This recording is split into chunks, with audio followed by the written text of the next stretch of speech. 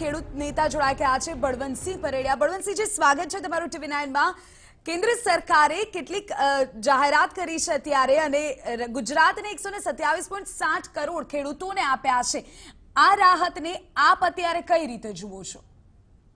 બિલકુલ આપ્યા છે માટે તો આભાર માનો જ, પરંતુ દેશના બીજા રાજ્યોની સરખામણીમાં ગુજરાતના અન્યાય ચોક્કસ કરે છે।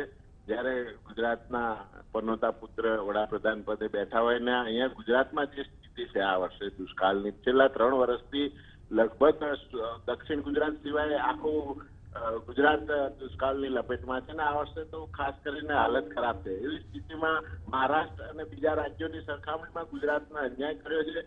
ઓછો ફંડ અહીંયા ફાળવ્યું છે અને અહીંયા આ સરકારે, ગુજરાત સરકાર પણ એમાં ઊણી ઉતરી છે। સરકારે પણ યોગ્ય રજૂઆતો કર્યા હોવાનો અભાવ અમને લાગી રહ્યો છે।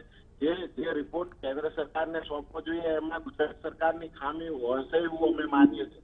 કારણ કે જે બીજા રાજ્યોની છે, મહારાષ્ટ્રમાં જે રીતે આપવામાં આવે છે, બીજા રાજ્યોમાં જે રીતે આ મદદ કરવામાં આવી છે એની સરખામણીમાં ગુજરાત રકમ ફાળે આવી છે તો આ કન્યાય બાબત કહેવાય અને આ ગુજરાતના નેતાઓની નિષ્ફળતા અમે ગણીએ છીએ આમાં।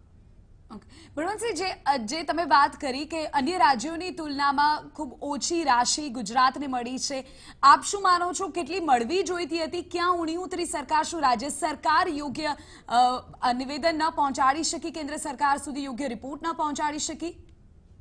બિલકુલ એ તથ્ય છે, કારણ કે સરકારે જે ધ્યાન આપવું જોઈએ, કેન્દ્ર સરકાર જો સહાય જાહેર કરતી હોય અને મહારાષ્ટ્ર જેવા રાજ્યને 4,700 કરોડ રૂપિયા જો મળતા હોય એની સરખામણીમાં ગુજરાતની સ્થિતિ આખું ગુજરાત જાણે છે અને નેતાઓ પણ એક જિલ્લાથી વાકેફ છે। સૌરાષ્ટ્રથી લઈ ઉત્તર ગુજરાત અને કચ્છમાં જે સ્થિતિ છે એ રીતે અમે ખાસ કરીને મધ્ય ગુજરાતમાં સુરેન્દ્રનગર જિલ્લાથી લઈ અને આખો પટ્ટોમાં વ્યાપક ખરાબ સ્થિતિ છે ખેડૂતોની અને આજ સુધીના છેલ્લા ઘણા ઇતિહાસમાં આપ જુઓ તો ગુજરાતમાં ખેડૂતો સામાન્ય આત્મહત્યા કરતા નથી।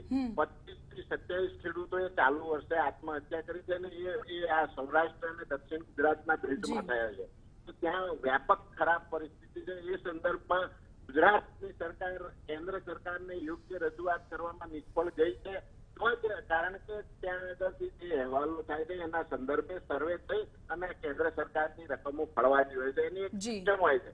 જે સર્વે કરવામાં આવે છે એમાં ખામી રહી છે, ગુજરાત સરકાર રજૂઆત કરવામાં નિષ્ફળ રહી છે કે આ જાણી જોઈને કરવામાં આવી છે। ગુજરાતને જે રીતે સમૃદ્ધ માનવામાં આવે છે, ગુજરાતને જે રીતે સ્ટ્રોંગ અને જે રીતે આખા ગુજરાતમાં પ્રમોટ કરાય છે કલ્પના કરવામાં આવી છે, ખરેખર ખેડૂતોની સ્થિતિ એ ગુજરાતના સંદર્ભમાં વ્યાપક ખરાબ છે। એ સ્થિતિમાં ખેડૂતોને અન્યાય ગણાઈ શકાય। બિલકુલ બળવંતસિંહજી, આભાર TV9 સાથે વાતચીત